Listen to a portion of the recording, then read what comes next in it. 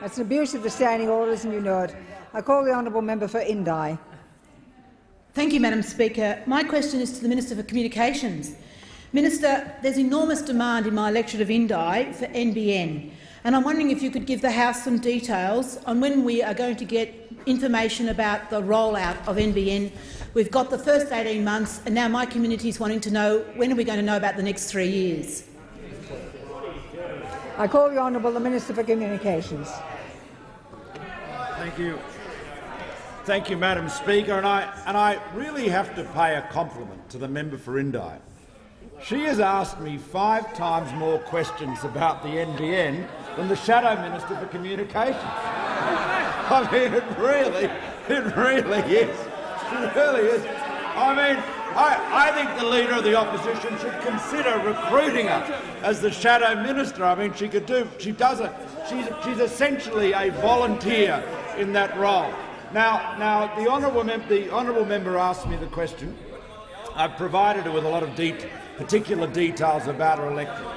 The NBN has a rolling 18-month forecast of where it's going to be, of construction schedule, and that is updated every 3 months. So there will be another. That will be another 3 months will be tacked onto it, as it were, at the end of this month.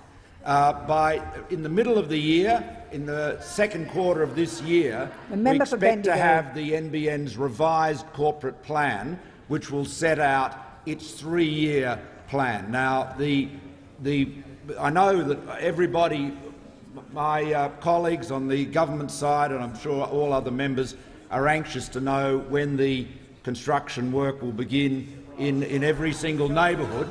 It is proceeding at a much greater pace than it was under the Labor Party.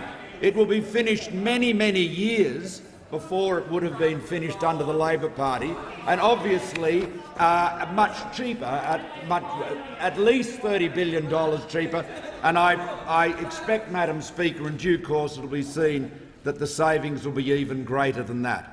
But the critical thing is that we make, or the NBN Co, I should say, makes promises or forecasts that it can meet.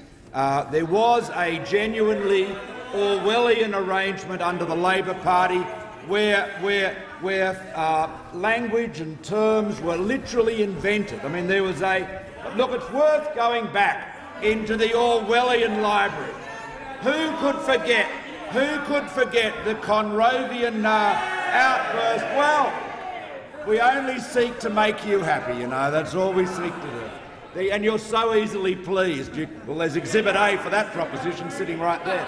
But the point is, Labor, when it was so outrageous as to actually have a metric which had a number which said premises where construction has either commenced or been completed.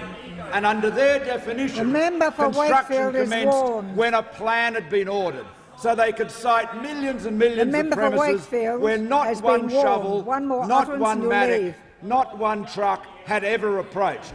We are in the real world, and the honourable member will have more details at the end of the month.